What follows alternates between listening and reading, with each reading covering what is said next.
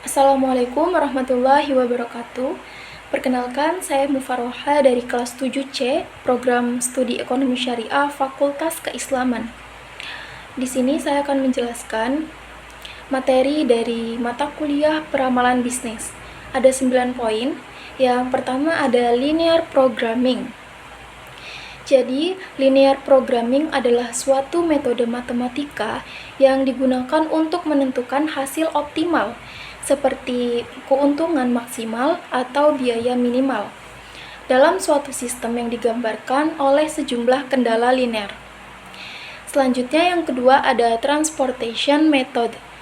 Metode transportasi merupakan suatu metode yang digunakan untuk mengatur distribusi dari sumber-sumber yang menyediakan produk yang sama ke tempat-tempat yang membutuhkan secara optimal dengan biaya yang termurah.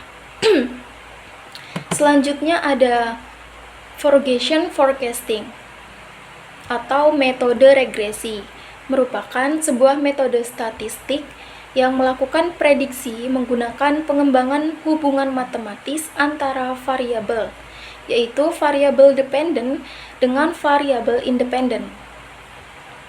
Selanjutnya ada game theory atau teori permainan, adalah bidang studi teoritis dalam ilmu-ilmu sosial yang menerapkan model matematika untuk memprediksi kemungkinan hasil dari skenario tertentu.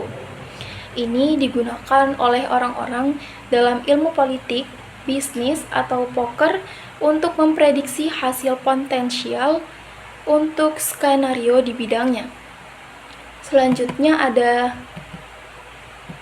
location theory atau teori lokasi, adalah ilmu yang menyelidiki tata ruang kegiatan ekonomi atau ilmu yang menyelidiki alokasi geografis dari sumber-sumber yang langka, serta hubungannya dengan atau pengaruhnya terhadap lokasi berbagai macam usaha kegiatan lain, baik ekonomi maupun sosial.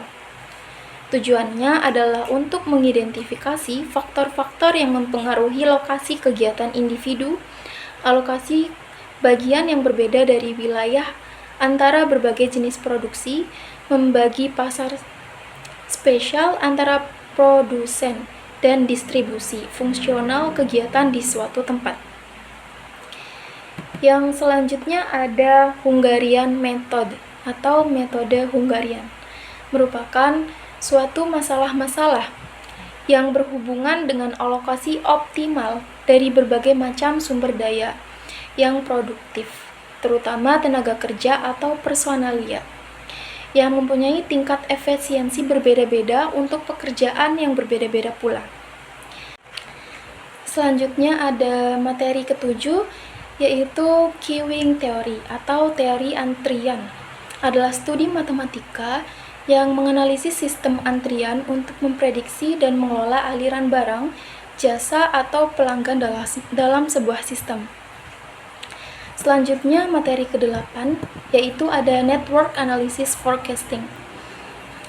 Dalam peramalan bisnis adalah metode yang menggunakan data jaringan atau network data untuk memprediksi kinerja atau hasil bisnis di masa depan. Dalam konteks ini, jaringan merujuk pada hubungan atau koneksi antara berbagai entitas, seperti pelanggan, produk, pemasok, atau bahkan cabang-cabang bisnis. Metode ini memanfaatkan teori jaringan untuk menganalisis bagaimana elemen-elemen ini saling berhubungan dan bagaimana interaksi di antara mereka dapat mempengaruhi hasil bisnis. Misalnya, hubungan antara pelanggan di media sosial bisa dianalisis untuk memprediksi tren penjualan atau popularitas suatu produk. Dan materi yang terakhir ada exponential analysis.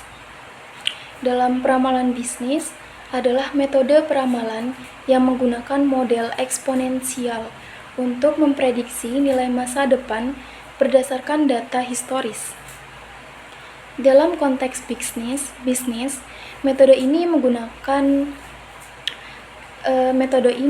berguna untuk memprediksi penjualan, permintaan produk, atau variabel lain yang cenderung berubah secara eksponensial. Mungkin itu saja yang dapat saya sampaikan. Selebihnya mohon maaf. Wassalamualaikum warahmatullahi wabarakatuh.